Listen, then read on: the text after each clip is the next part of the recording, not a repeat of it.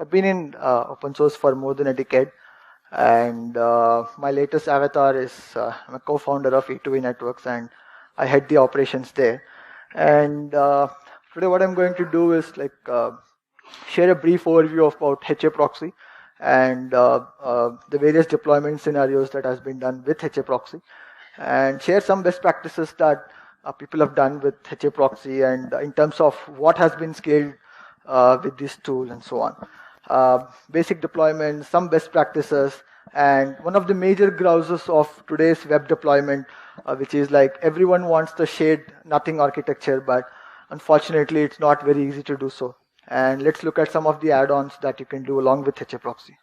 So the line speed that HA proxy can give is very awesome. So HA proxy was one of the tools that was developed to do that 10K connections problem. Of course, it's a moot idea these days. Like everyone knows how to do 10K, but a few years back, I think like 7-8 years back, 10K was a big target without having to do DNS load balancing and stuff like that. If you want to do single machine 10K, it's kind of considered a big challenge. And HA proxy is probably the only tool that I have seen in my experience which doesn't need a restart to fix things. Right? For example, people would have heard about event-driven monit restarts of a lot of tools, like for instance, your Apache, your Mongo. Everything has to be restarted at some point of time to bring it to a clean state. HA proxy is probably the only tool which hasn't had to.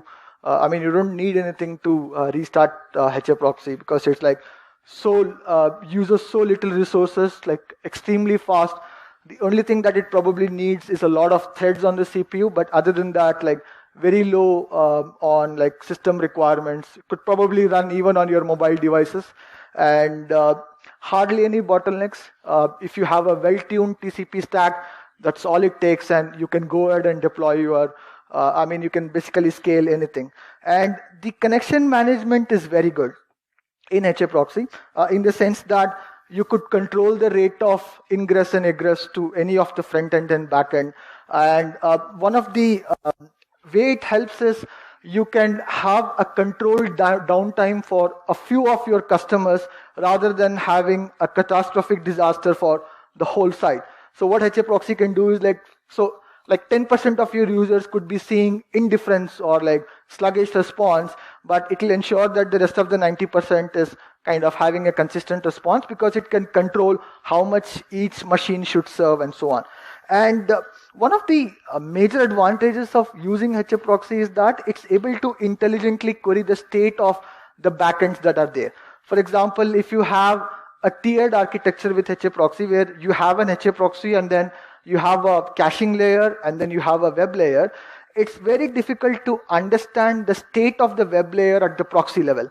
So things like a lot of people complain that we see a lot of 502 errors, 503 errors with a lot of load balancers, even in Amazon and any other load balancers. You will get a gateway timeout, you will get a service unavailable.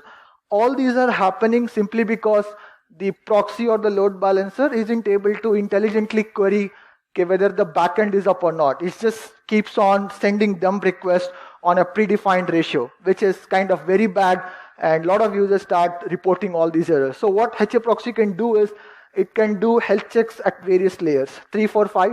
It can do an L3 check, it can do an L4 check, find out if that port is open or not. It can even do an L5 check, load a page, and then basically determine that this application is responding instead of just taking for granted that if a port is up, the application is up. HA proxy doesn't take it that way.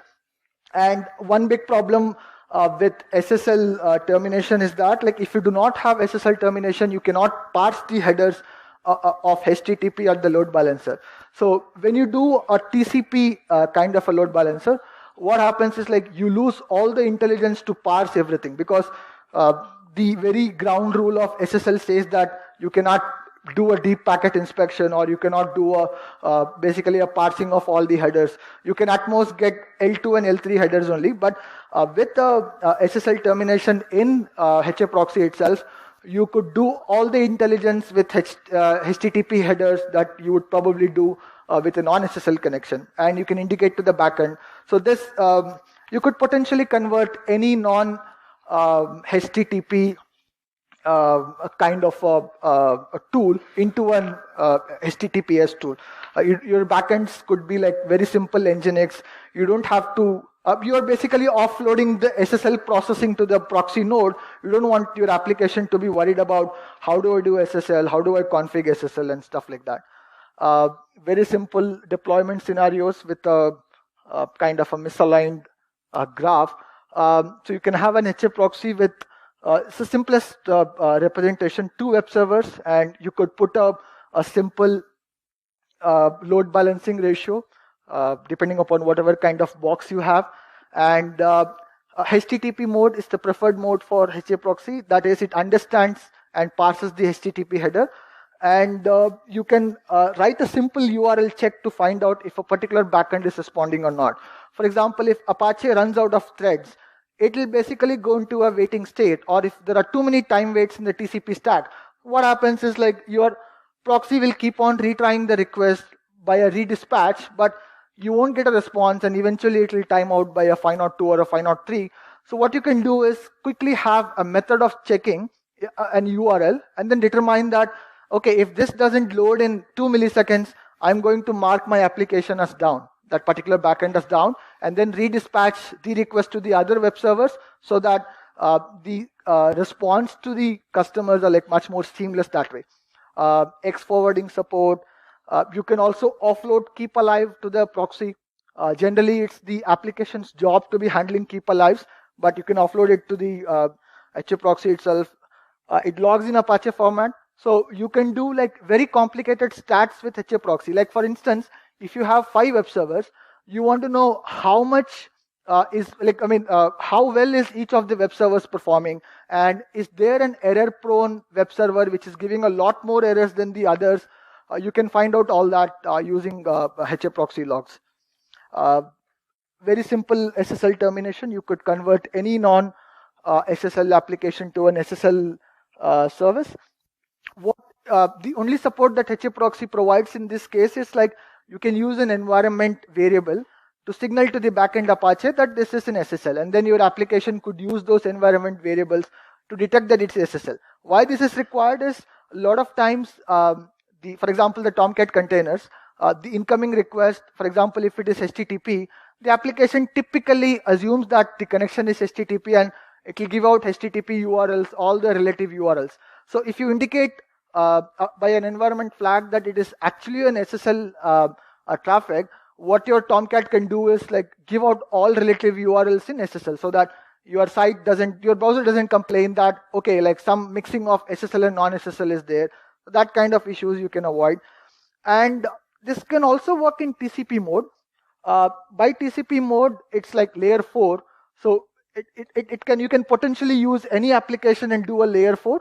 What you can do is put multiple MySQL masters and then have a true write scale instead of doing complicated things like sharding using jetpans and all those stuff. You could do a very simple master and then use HA proxy to load balance it. Or you could have a lot of slave nodes. Like say for example, you could have 10 slaves and then use the TCP mode to distribute traffic to them on a very simple ratio of whatever you want. And you could also imbibe health checks to find out if one of the slave is not responding. For example, let's say that one of the slaves has kind of locked itself up and exhausted all the max open connections that you can have. Now, if HA proxy keeps on sending requests, eventually you will get, say for instance, a communications link failure on the DB. So what you can do is build up a web check using a simple telnet interface, which does you could actually emulate a XineTD kind of a query here and basically get a success message, and then HA proxy will stop sending requests to that particular box. Shared nothing architecture, why this is so important is because the moment you start talking about a shared network, even with provisioned IOPS, for instance, as Amazon, we have seen that the performance can be like really bad. So what we want to do is like have an independent web server, and anything that has to be shared can be intelligently synced using LSync. So for example, if you're running like workloads like your Magento or even your WordPress, like if you have a huge site, slash admin areas, all the uploads areas. So you could essentially trap all the post requests in HAProxy, send it to the first node, and then set up an lsync mechanism, which is based on rsync, say that these folders need to be mirrored across all locations. So this shared nothing architecture actually helps in the IOPS, because if the IOPS are constrained on the web server, then that itself leads to the queues building and the processor loads like increasing drastically and so on. And you can also use HAProxy to ensure that any special URLs, for example, one use case is like there was one print company and they had a special Go script kind of a script which was only working on one server. So you could write some custom regex on HAProxy. You can parse the HTTP header and say that this URL will only go to this particular server. So that way you can control where my nodes are and where my resources need to be concentrated. And the rest of them can be commodity boxes where you can just sync all your images or codes or anything using a simple lsync daemon. It's basically like uses iNotify library to watch out for all the changes that happen in your file system, and then intelligently syncs them by using a custom rsync command, sends it to the other boxes. So that way you're able to have all web servers in sync, and HAProxy doesn't need to worry about the state of the box, whether it is like fresh or not, and it doesn't have to worry about the staleness of the content on that box. Okay. So with this, I think I'm done, and I would like to have an opportunity to thank everybody, and I'd appreciate if there are comments and any questions here.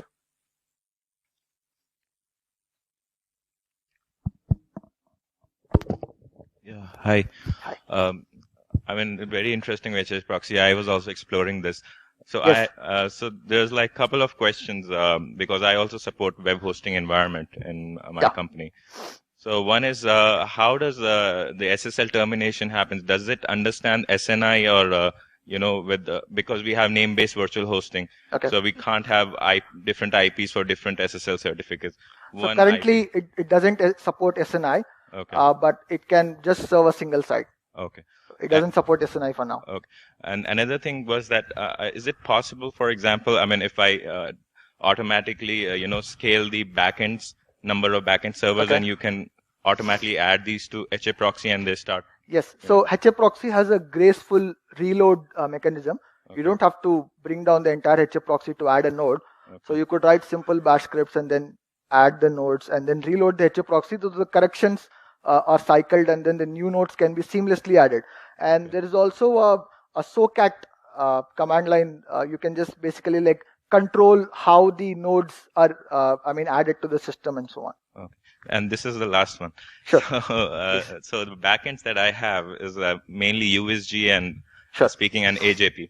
Sure. So does it understand something like HTTP and then redirects to USG or AJP? Yeah, it can do that. So you can potentially parse any of the HTTP headers. Okay. If you are working in a HTTP mode. Yeah. But in TCP mode, it will just basically rely on simple metrics like port numbers and so on. Okay. But if you are into a pure HTTP mode, you can parse any of the Apache headers, the HTTP headers, and then you can decide what do you want to do with this particular packet. All right. So it's almost like a deep packet inspection you are doing at L5. Okay. Thanks so much. Thanks. Hi. Yeah, hi.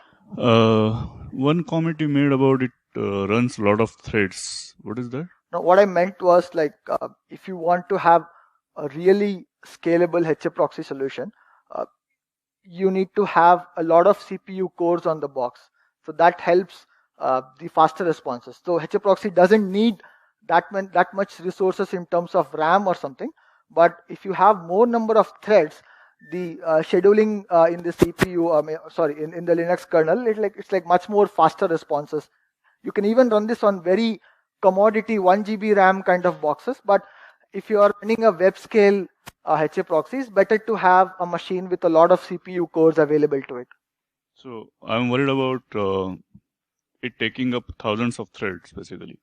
So it doesn't take thousands of threads. So, and second question I have is, how does it compare against AWS round robin DNS?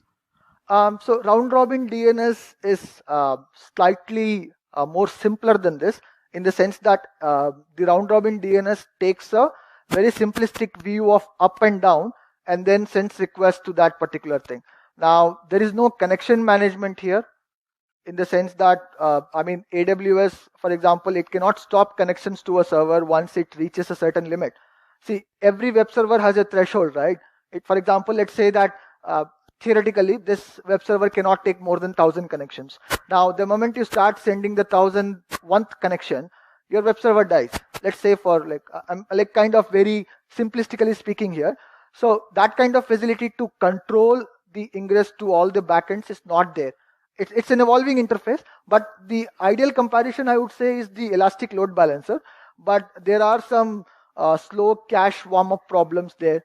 So my colleague Ashijit here has run some huge fantasy game kind of workloads on there, and his analysis is that a lot of times, like when you add all the web servers and the players start hitting, there is the cache really warms up very slowly in the load balancer. But here we are not talking about a cache. We are only talking about plain connections. So the caching layers can all be offloaded, and we are only bothered about load balancing here. Elastic load balancing tries to be a little bit intelligent, tries to be a little bit more intelligent than it should be. So HAProxy doesn't claim all that. It says I'm good at managing connections, let me do that. Thanks.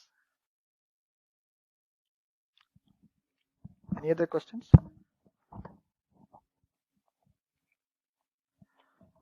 Okay, yeah, thanks a lot.